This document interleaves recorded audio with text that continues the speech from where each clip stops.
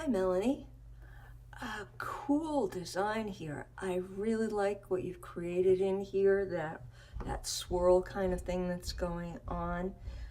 You've also used some interesting layer styles to enhance that, including outer glow, satin, which kind of deepens everything, and bevel and emboss as well.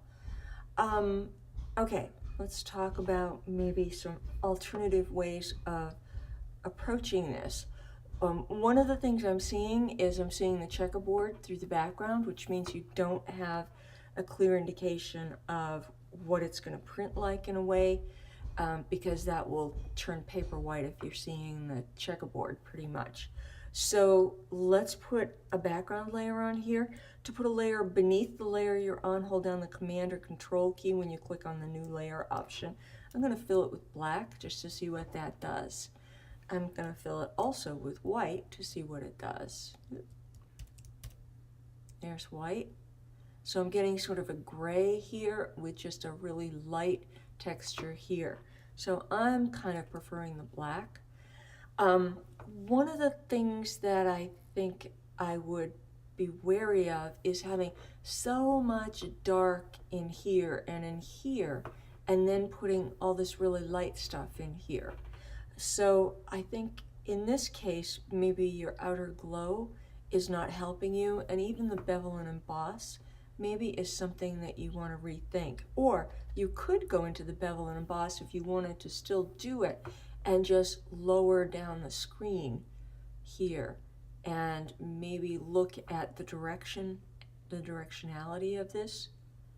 Maybe put it at 90 even, so you get some sort of glow on the top. And think about softening that way out. Even then, not quite sure it's aiding your goal here, but we'll leave it like that for now. Oh, let me just check the setting. Smooth, yep, smooth. What about pillow emboss? What does that do for us? Stroke emboss, not so much. Inner bevel, and I still would bring that screen down just so there's a tiny hint of that line and differentiate it from the background.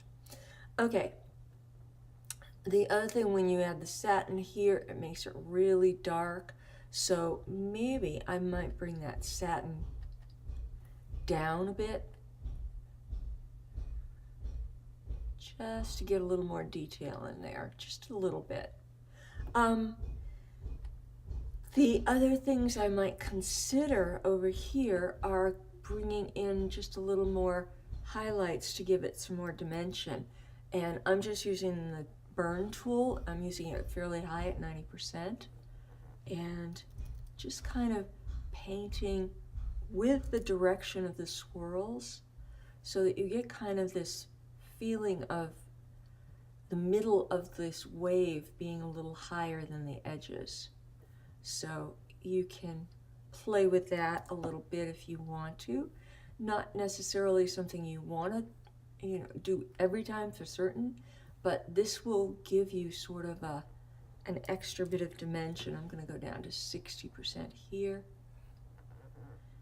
Give this a little bit of extra boost. And you see it just starts to get a little more motion involved here. If you get kind of clumpy areas like that, of course you can go over here and use the mixer brush. I'm going to use a soft edge, just plain old brush like that, and kind of, whoops, I do not want paint on my brush. Okay, I'm going to come up and do it in a layer above and use all layers right there. Okay, let's see, there we go. It was adding the layer style in, which is going to really distort it. So this is just adding, based on the pixels below, it's adding a new layer up here with just the oil paint part on it. So I take this and move it way up there, and it might behave even better. Okay, to do any burning and dodging, needs to come back to the original layer. It needs something to burn and something to dodge. And you see how that's giving it a little more dimension. And like I said, optional, but just wanted to give you some kind of experimental little alternatives.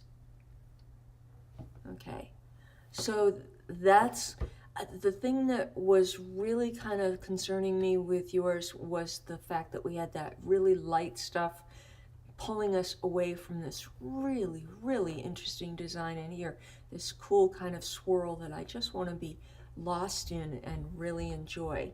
The other thing you could do here in effects is even add a drop shadow, and where are we? About 90%. We want to be at 90% on this. See? And this one we're going to soften up a bit, and that gives you even a little bit more dimension there in this center section. See how that really kind of separates it off? It separates it off, and also gives this a reason for being highlighted up here. Let me come up here, and you might, you might actually even have like a highlight up here because the sun is coming in from that, or the lighting is coming in from that direction. So just a little bit of an alternative to thinking of this as how we might make those colors blend even better than what you did. But I really, really like what you did. Cool image.